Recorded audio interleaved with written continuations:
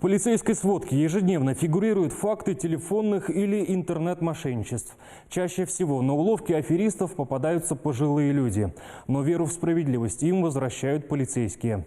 На днях оперативники уголовного розыска Новочебоксарска задержали в другом регионе и доставили в республику подозреваемую в совершении такого правонарушения. Когда на домашний телефон позвонила женщина и приятным голосом поинтересовалась состоянием здоровья, пожилая жительница Новочебоксарска и не подозревала, как дорого ей будет стоить эта беседа. Из разговора она узнала, что ей полагается денежная компенсация за ранее приобретенные лекарственные средства. Но чтобы ее получить, нужно сначала оплатить некоторую сумму.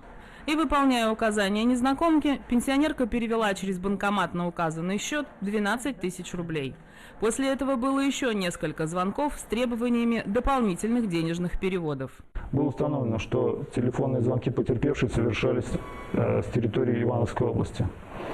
В последующем, в конце мая 2019 года, сотрудниками отдела уголовного розыска по городу Новочебоксарск был осуществлен выезд в служебную командировку в Ивановскую область, где была установлена жительница данного региона и в последующем доставлена в отдел по городу Новочебоксарск для проведения следственных действий. Полицейские изъяли у 36-летней женщины несколько банковских карт, оформленных на подставных людей.